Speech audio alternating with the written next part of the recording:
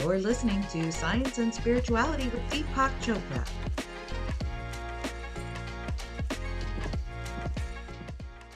Hello, my friends. We are continuing our dialogues with influencers, luminaries, and our conversations at the cutting edge of both science and spirituality. My very special guest today is Matthew Fox. He's a spiritual theologian, an Episcopal priest, and an activist for gender justice and for eco-justice. He has written a number of books, including Original Blessing, The Coming of the Cosmic Christ, and many more. You'll find a link to his several publications and also to his website. But today we are going to talk about this wonderful book that I just received. It's called Essential Writings on Creation and Spirituality. And Matthew Fox is also a friend of Rupert Sheldrake, who I admire and have admired for decades. So thank you for joining me, Matthew. Thank you, Deepak. Thank you for having me and having a program like this. And don't forget for writing the foreword to my book on evil a couple of years ago. I remember. Well, thank you. So let's talk about this book. You know, I've been going through it and I find some very interesting insights here, learning a lot. And let's start with just what is creation spirituality? Well, creation spirituality is kind of the stepsister in Christianity. Has been overrun by a fall redemption approach to religion that begins with sin and with the human, therefore, because only humans sin. Whereas creation spirituality begins with creation, with the universe, with 13.8 billion years of unfolding of the universe that brought our beautiful earth here and brought us here. But it's a blessing, of course. Blessing is just the word for goodness. And if you check out the Bible, the first chapter of the Bible doesn't mention sin once. It's all about how good this is, how good the sun is, how good the plants are, how good the animals are. And when humans come on board, it's called very good. And that word in Hebrew can also be translated beautiful. Everything's beautiful, beautiful, beautiful, and very beautiful. So this is the first writer in the Hebrew Bible is a J source, and he's creation-centered. And then the whole Jewish tradition is this way. They don't believe in original sin. In fact, Elie Wiesel says original sin is not only not in the Bible, it's alien to Jewish thinking. It's alien, the idea that humans have come into the world guilty for something.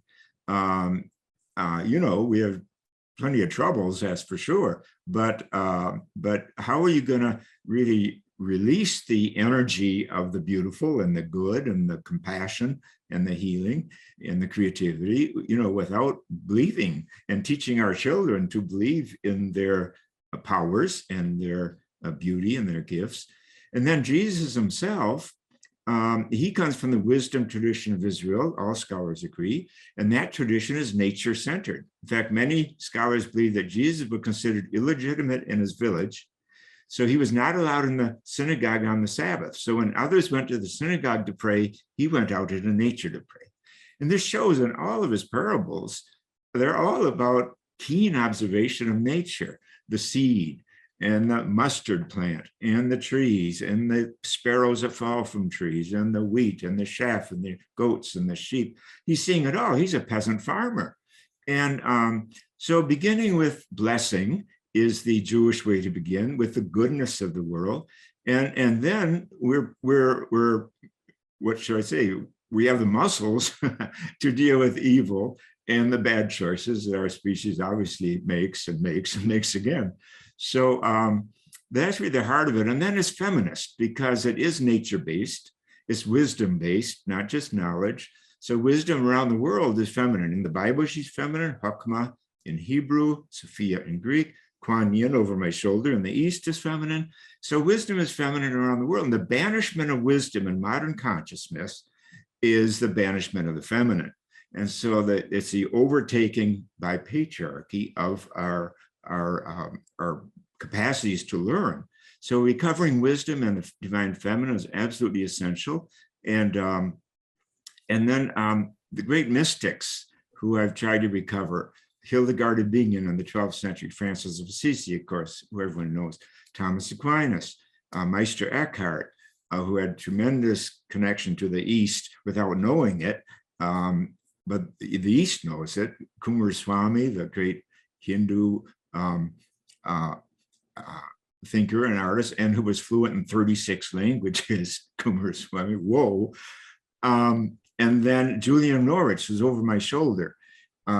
She developed some motherhood of God in the 15th century during the bubonic plague, which she lived through for 72 years of her life. She develops a whole side of the feminine side of God more fully than anyone up till the very late 20th century. So, and then of course, because creation is about nature, science is so important in this tradition. Now, Thomas Aquinas, for example, in the 13th century, he brought Aristotle in to the whole Western consciousness and theological consciousness, and he was vilified for it. The fundamentalists then, just like today, said, who needs science? All the answers are in the Bible. Aquinas said, Revelation comes in 2 volumes, the Bible and nature. And so we go to scientists to know that other revelation, and of course, science today, and you're so involved in that, is unveiling. That's what revelation means, unveiling so much of the patterns of the universe, such as interdependence and so forth, that mystics have always been talking about too. But now we've got science and spirituality together. Maybe we can, maybe we can avoid our own extinction after all. So that's kind of the creative spirituality story. It's been condemned often, but original sin. So I talk about original blessing. Original sin was first mentioned in the 4th century by St. Augustine, a dualist for sure. And that was the same century that Christianity inherited the empire. And it's all connected, the politics and the predominance of original sin. Jesus never heard of original sin. He's Jewish. He never heard of it. What are we doing running a religion on a concept that Jesus never heard of? Well, I'll tell you what we're doing. We're running empires, and we're keeping people feeling shame or guilt or confusion about why they're here, because we're denying them the basic beauty and blessing that they are, and as our species has entered this marvelous theater, this drama, this story that we call the universe, So that's kind of in a nutshell. That's very clear, Matthew. That's very clear. But let's go back a little bit, though. I know in your career you were once part of the Roman Catholic Church, and then you were either asked to leave or you left. It doesn't matter. I've made recent visits to the Vatican with this current Pope, and there's a big interest in science. They have cosmologists, they have biologists, geneticists. So I guess it goes with the times, right? Excellent. Yeah, this Pope is not the Pope who expelled me. He's of another ilk. He's he's Jesuit, and he chose the name Francis. And his wonderful encyclical Laudate Si on the environment is really superb. One scientist told me it was the best document ever written on science from the Vatican. And frankly, one of my students wrote it. I'm kind of proud of that.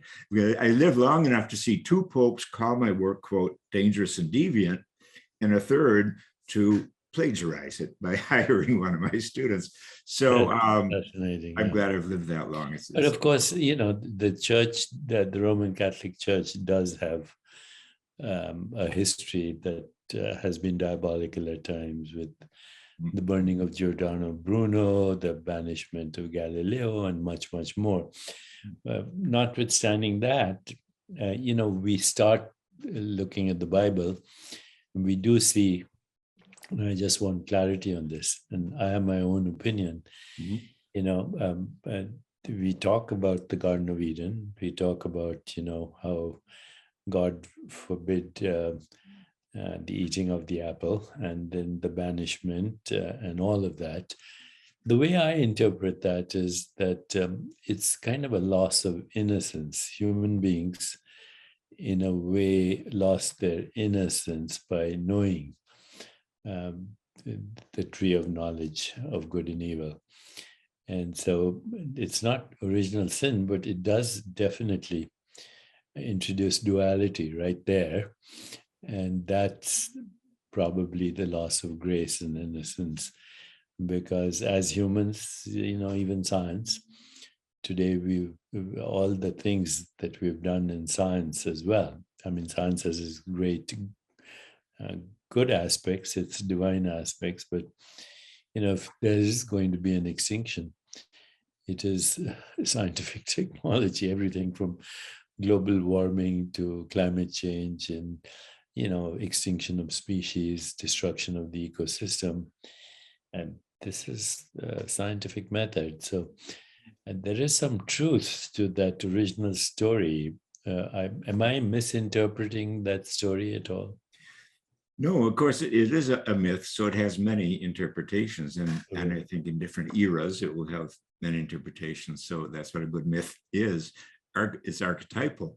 But absolutely, you're right. And again, in saying not to begin with original sin, I'm not saying to ignore the fall. The Jews created the story about the fall.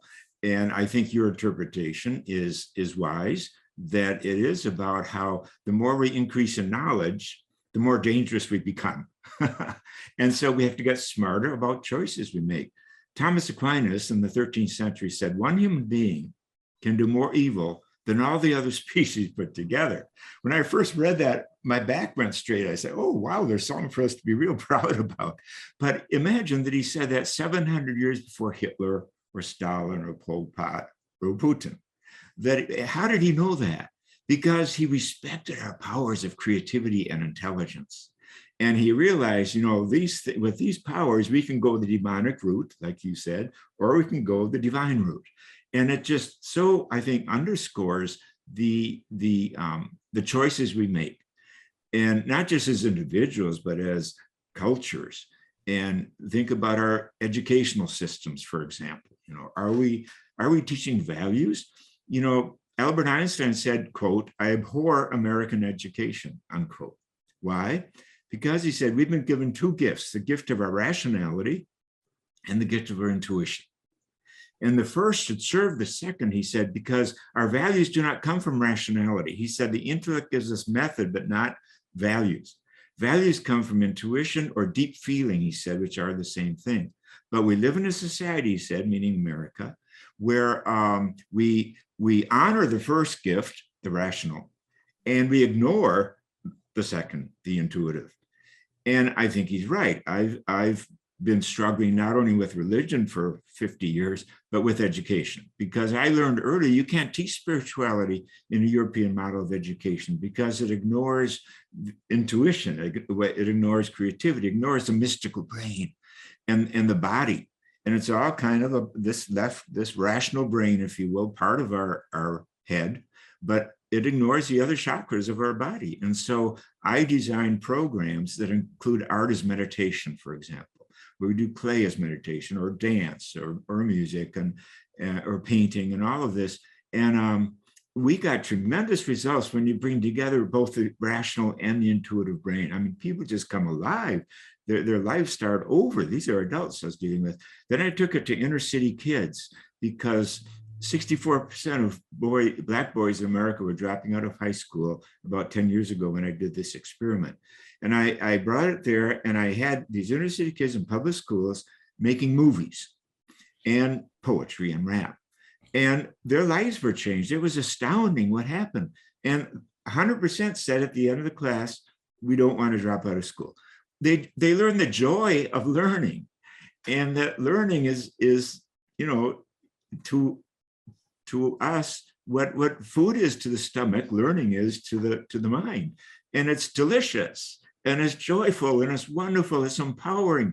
But this is not what happens in education for the most part in America, that it's been so rational that, and of course, Thomas Berry says most of the destruction of the planet today is happening at the hands of people with PhDs. I mean, so that's a warning too, that we give PhDs for the left hemisphere of the brain, if you will, for the rational side. But what are we doing for that value side of our brain, And this is what has to wake up and fast, since science tells us we have 7 years left. My very special guest is Matthew Fox, and we're talking about insights from his book, Essential Writings on Creation and Spirituality. You've heard a little bit of explanation. There are a lot of pearls of wisdom in this book, and we're not going to be able to go through everything, but just to give you a bit of an idea, Matthew Fox discusses everything from feminism to eco-science to the Big Bang to values to science and creation, spirituality. He has a great chapter on Christian mystics, some of whom he mentioned earlier, including Julian of Norwich, Meister Eckhart.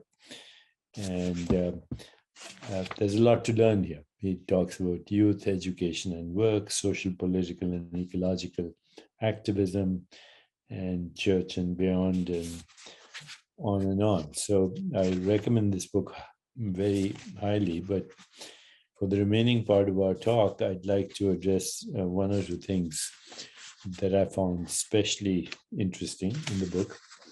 And here is a chapter that actually I found very fascinating and intriguing. It's about the 4 paths as a paradigm shift, the 4 paths as 4 commandments. Let's go through these 4 paths, because I have deep interest in these 4. So why don't you go ahead, Matthew?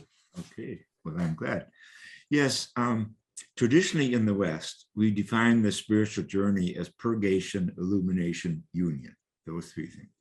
But I throw that out. To me, it's not biblical, and it's not what Jesus was about, etc. I think it came from another place. I replace them with the 4 paths, the via positiva. That's the experience of joy, awe, wonder. From that comes reverence and gratitude. I think that's the first step in the mystical life, the joy of life. And I think most of us have that as children, unless we've had, an unruly parenting. But we have to return to that. And because that's where the energy comes from, our love of life. And so I say the comparable commandment, if you will, is to fall in love at least 3 times a day. And by that, I'm not trying to threaten anyone's marriage or relationship, but I say we have to get beyond the anthropocentric meaning of falling in love. You can fall in love with wildflowers, with animals, with trees, with rocks, with galaxies, with planets, with music, with poetry. There's so many ways to fall in love. We should be teaching that all along. Okay, then the second path is the via negativa. And that has 2 dimensions. One is stillness and silence, and the mind emptying that precedes the mind filling. And that's so important. Meister Eckhart says, nothing in all creation is so like God as silence. And so finding that, quieting that heart. And to me, this is how we calm that reptilian brain, which is so out of control in our time, because reptiles are solitudinous. They're not good at bonding, but they love to lie alone in the sun. And so I derive from that, hey, we can calm the reptilian brain, nice crocodile, by learning to be still. And the word monk, comes from the word for monos, or solitude. So really, our crocodile brain is a monk, but it needs attention. We have to teach ourselves to be still. And we have to teach our children. Third path is the via creativa, which I love. Meister Eckhart said, I once had a dream. Even though a man, I dreamt I was pregnant with nothingness. And out of this nothingness, God was born. And he really builds this whole theology on this, he talks a lot about how we are to give birth to the Christ or the Buddha or the image of God, whatever tradition you have to name it by. But that we are, he says, what good is it to me? He said this at a Christmas sermon in the 14th century. What good is it to me if Mary gave birth to the Son of God 1400 years ago, and I don't do it in my own person, my own time, my own culture? That he gets it. That's what it's about. Instead of putting Mary on a pedestal, she's just showing us the way you do it. I'm not doing it for you. Then the fourth path is the via transformativa, the path of compassion and celebration and healing and justice making, because it's wonderful to awaken our creativity with all that divine power. But obviously, we can use it for good or ill. We can use it to build death camps or, ovens to burn human beings in, for God's sake, or nuclear weapons. I mean, it goes on and on what we can do with it that's evil. But so we need a guide, we need to steer it. And that's where justice comes in. Justice and compassion are really the gatherers of the energy of the previous three paths, but they also are they form the parameter, and the question, are we, well, like Dag Hammarskjöld said, do you create or do you destroy? And, is this serving justice? Is this serving love and compassion or something else? So I think those four paths, I've tested them for 45 years now in classes and with my writing. And I've just gotten a deluge of response from people about how they work. They're practical. They make sense. I'll just give you one example. One of our students in my master's program went on after our program to do his doctorate in English literature. And he did it on Walt Whitman. And he took the four paths to interpret Walt Whitman. And he got a summa cum laude for that. They said, there are all these interpretations of Whitman. He's Buddhist, he's this, he's that. But these four paths, they really bring it out of him. We had a class, a musician taught classes with us on the four paths, and the musicians, we called the musician as spiritual director. So he'd do a class on Mozart, a class on Mahler, a class on Beethoven, using the four paths and bringing out these themes that are evident in these great musicians of our culture, that they are dealing with the via positiva and the via negativa, the creativa and the transformativa in their music. And that helps you to appreciate that musicians, it's not just about getting people to go in an opera or a symphony. They're trying to present a language for this spiritual journey that we are all on. And so those are the four paths laid out that way. And again, I don't see them as a ladder at all. I see it as a spiral that is continually expanding, an open-ended spiral. Because you can go through all four paths in one day if it's a particularly busy day, or your partner can, and it helps to know, where you are on the journey. And of course, I don't know if I mentioned the second part of the via negativa. I stressed the stillness, but the second part is grief and suffering. And of course, that is everywhere, as the Buddhists will remind us. But it also is, as a mystics would tell us about the dark night of the soul, which I think we're all in today. I think we're in our dark night of our species, but that it's a place of learning, that suffering has something to teach us. And it teaches us things. We learn things in the dark, we don't learn in the light. And especially wisdom and especially compassion, beginning with ourselves. Eckhart says, compassion begins at home with your own body and your own soul. I think that's very practical, very real. And it fits in what Jesus said, love others as you love yourself. If we're not learning how to love ourselves in good times and bad times, we don't have that much to offer others. So those are the four paths, and I think they form the backbone of a creation spirituality, and it is a paradigm shift. There's no question.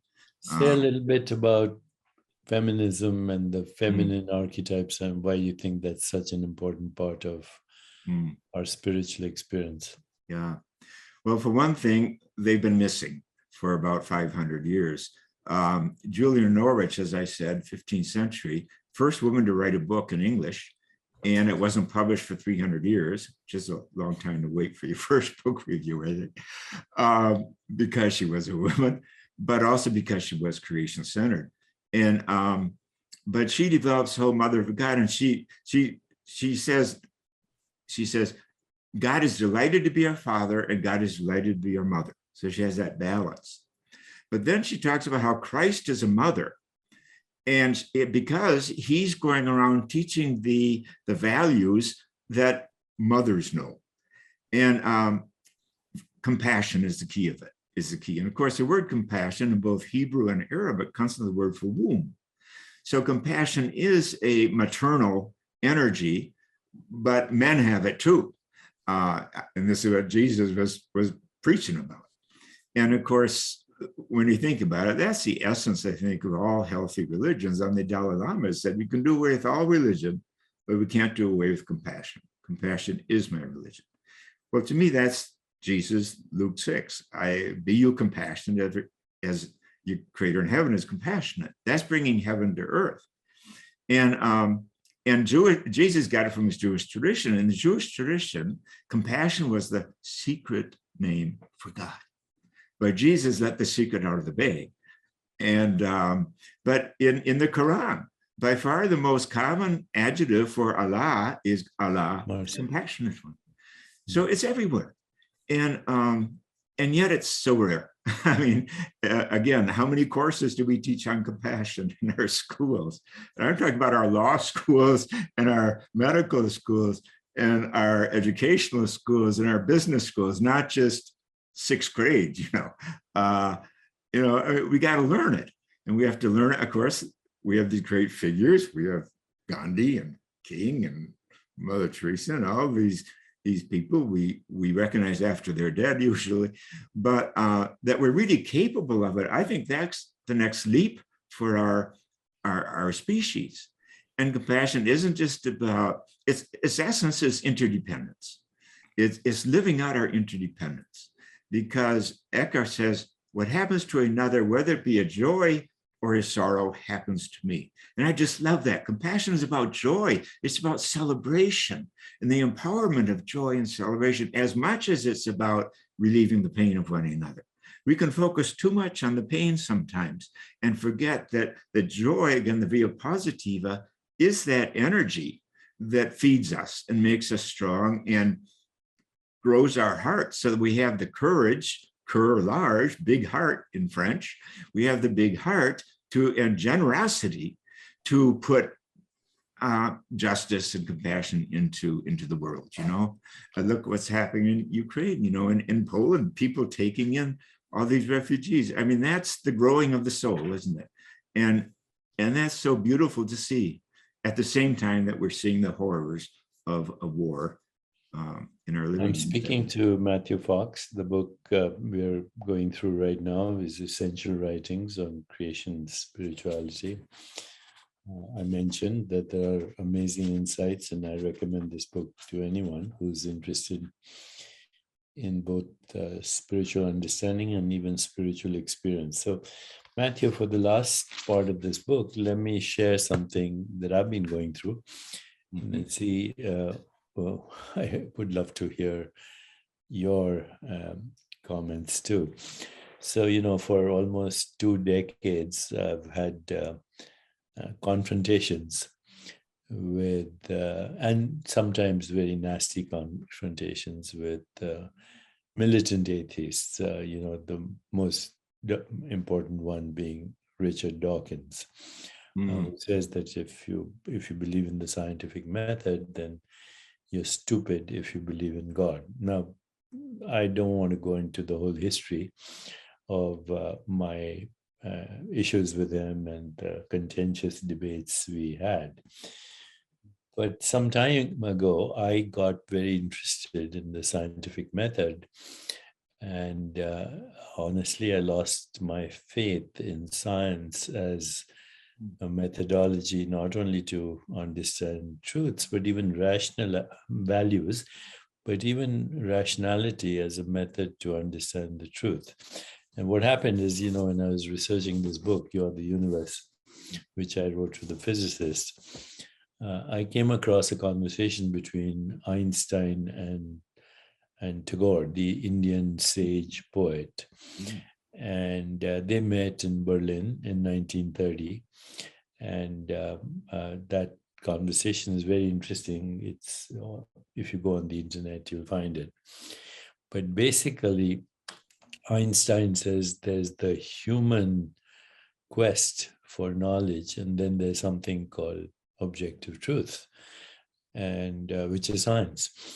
And Tagore responds by saying that actually what you call objective truth is human truth. The scientific method is that of the scientific human being.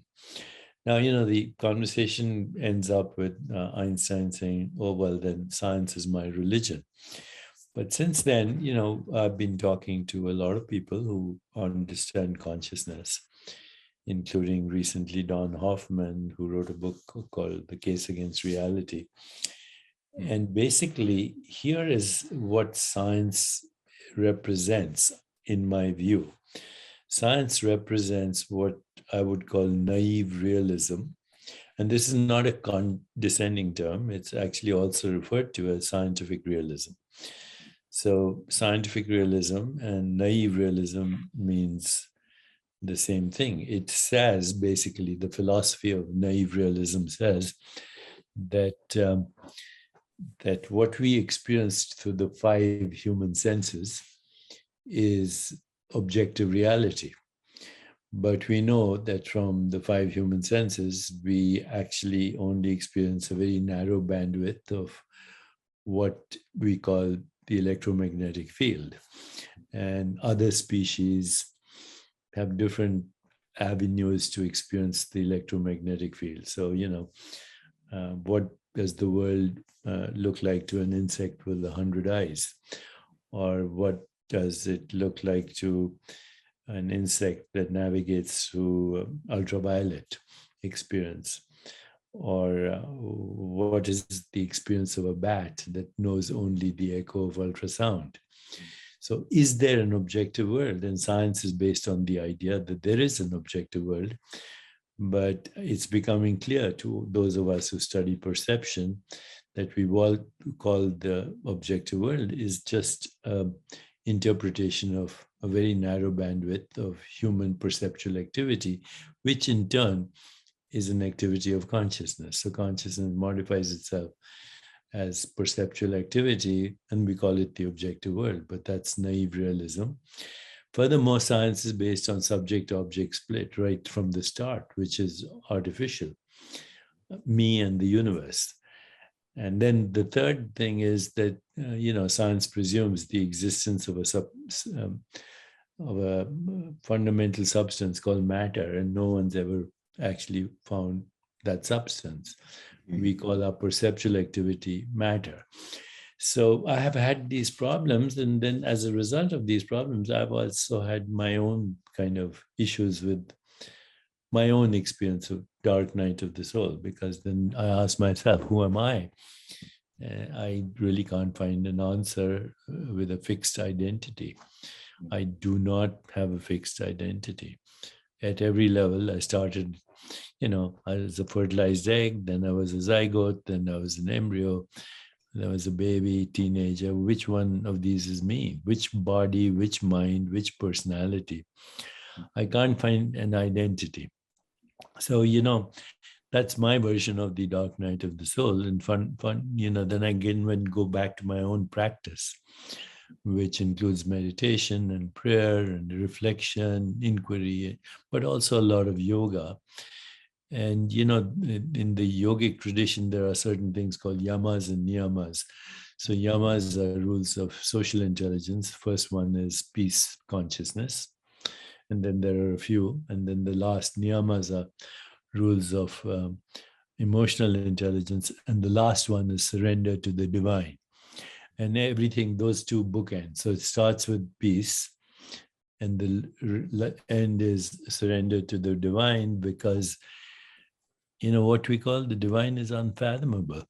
How do you even perceptually or cognitively or in imagination experience or know the infinite. I think it's impossible.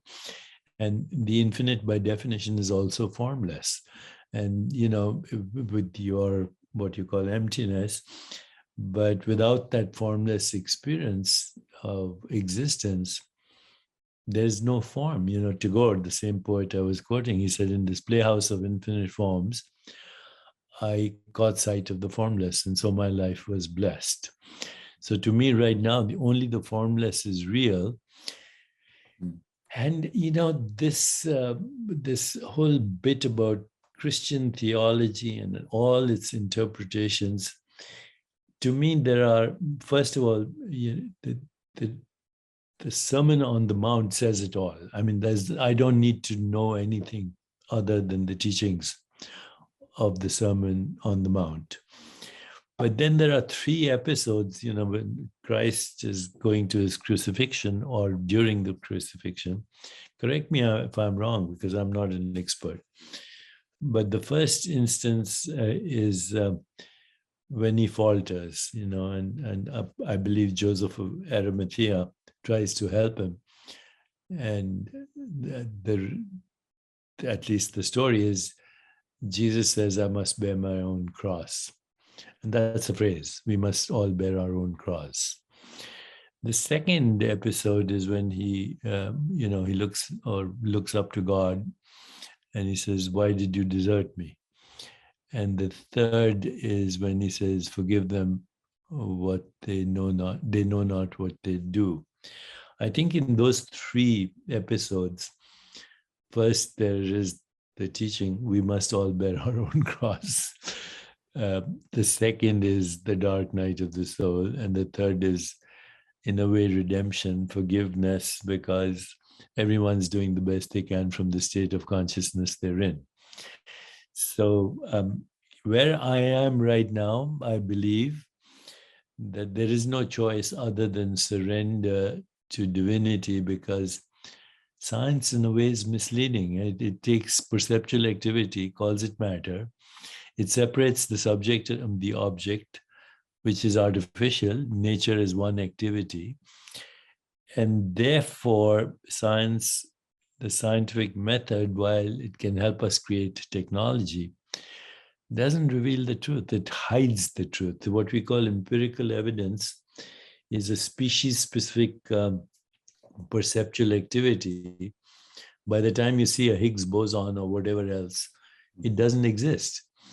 By the time you have any experience, it doesn't exist. By the time you hear my words, they're gone. What's his name? Wittgenstein said, our life is a dream. We are asleep, but once in a while we wake up enough to know that we're dreaming. And then when we wake up, there's no choice but surrender to what we call the divine, or God, or Allah, or Ein Sof, or non-local consciousness, or the infinite being that is continually modifying itself into all these species that see different worlds, all these different modes of knowing, all these different knowers, all things known. And it's a huge mystery. There's no choice other than surrendering to this mystery. So in the remaining few moments that we have, because we can't go over an hour in this, and we have to post it all over social media. Ultimately, we reach millions. I want you to comment on what I just said. Mm-hmm. Well, first of all, I cheer your life journey and the enemies you've made and the struggles you've had, because it's real and it's the search for truth, and therefore it's the search for the divine. And I applaud that. I do want to say this, that Aquinas himself said, we do not know what God is. We only know what God is not. And in a way, you're saying that God is not just this scientific realism, among other things. But I'll tell you, I wrote a short book a few years ago called On the Names of God, because I think it's really important. What is our version of God? And I call it Naming the Unnameable, 89 wonderful and beautiful, useful names for God. And one of the names in there is consciousness, and I cite you in that passage. Each page kind of has a different name. But I was invited to speak at a Unitarian church a couple of years ago when that book came out. They wanted me to talk about that book. And Unitarian church always has some atheists in the crowd. They're very scientific type. So, and they gave me 25 minutes to talk. So I talked, but at the end I said, now, if there are any atheists here, listen up, I said. Be a smart atheist, don't be a dumb atheist. Don't spend your life putting down an 18th century version of God or a 19th century version of God. Consider all these names I've flown, and I throw names like flow and energy and consciousness and joy and justice, compassion. Consider these, and prove God doesn't exist. Well, afterwards, because it was 2 sermons in a row, I had a break signing books. The man comes up, he is about 42. He said, I came to church an atheist this morning, and I'm not an atheist anymore. And I said, really, you weren't very devoted to drop it after just a 20-minute sermon. Well, he said, you were talking to me. I've been fighting my whole life against a 19th century version of God. So I do think that, and also with quantum physics, I think the quantum physics is kind of more honest in your use of that term. It's back to mystery again, and it's not the ding on Zik, it's relationship. And Meister Eckhart said that in the 14th century, the essence of everything is relation. And so and that's part of feminist thinking too, that we shift from thing to relation. And in the microcosm of reality and the macrocosm, the great 2 trillion galaxy universe, it is about relations, isn't it? And therefore we're back to love, aren't we? And I'm Julian over my back. There's a picture of her. That painting was the cover of my book that I just did 2 years ago. But it's a vision she had. She had a vision of a ball, small ball, the size of a hazelnut, she said, glowing in her hand. She said, what is this? The answer was, this is everything that is created. The whole cosmos was in her hand. And she said, but it's so fragile. How will it hold together? And the answer was love. Love keeps it together. So that cosmic vision, and that's the cosmic Christ, that's the cosmic Buddha, that's, we give these names, of course, they're all inadequate. But as you said, it's beyond names, it's ineffable. That was William James, one of his definitions of mysticism is ineffability. Of course, it's beyond words. That's why we dance. That's why we make music. That's why we put it into other forms than just words, or poetry, which is more than words too. So anyway, I just want to say that yes, it's a huge mystery. Oh, and I want to also mention angels. You talked about these 100-eyed beings and all this, but one of the books I did with your friend and mine, Rupert Sheldrake, was on angels. And I just found that really exciting, working with the scientists about angels. He's so open-minded and he asks such good, tough questions. But he actually said that we took 3 thinkers, Denis Areopagus, 6th century monk, Aquinas, and Hildegard, all of whom were allowed about angels. And with Aquinas, he said, if you substitute the word quanta, every time Aquinas uses the word angel, you're talking about today's quantum physics, and you're asking the same questions Aquinas was asking, how fast do angels move? And it is the speed of light and so forth. I mean, I was just stunned by what Rupert had to say about angels, working with the mystics of the West. But also he made the point, which you probably know, but few others do, that the companion and peer to Charles Darwin was Wallace, and they worked together side by side until late in their relationship, and they broke over the issue of angels. That while Darwin said it's all chance, blind chance, etc., and Wallace insisted, no, too much wonderful happens in too short a time, like the invention of the eye, for example. He said there must be guiding intelligences to have guided evolution. And the traditional word for that is angels, So I do think that, we want to call on the angels too, especially today, that they're here to help us. Aquinas says angels can't help but love. And they're extremely intelligent, and they learn entirely by intuition. So as we develop our intuitions, we will come across angels hitchhiking on the highway of intuition. And, we have many names for angels, muses, one name for angels and so forth, but that there are beings, invisible beings, sometimes invisible, they're capable of being visible too, that that are also part of our worlds. And all traditions teach us the spirits. The indigenous people call it spirits. And this too, I think, helps us kind of stretch our minds a little about how we talk about the divine, how we talk about creatures. And I meet crowds. I have people raise their hand, shut their eyes, raise their hand. How many of you experience angels? 80%. How many of you are friends who aren't crazy, who have told you experience angels? 75 to 80%. And this is a human phenomenon, but our culture, dictated to by 18th century science and materialism and forms of education, doesn't even invite the question, you see. Well, people are having these experiences. I think the East, where you come from, is much more open to, you've been wrestling with this stuff out in the open for centuries. And of course, the West was for a while until science came. And I'm so glad you mentioned Giordano Bruno, because I was a Dominican like he was, and they cut his tongue out before they burned him, Yes. First they tortured him. And what was his sin? He was trying to bring Copernicus into theology in the early 17th century. They killed him in the year 1600. And I think that's when religion and science essentially split. That science said, hey, these believers, they can be dangerous. Why don't you guys take the soul and we'll take the universe? That's it. And religion thought, what a deal.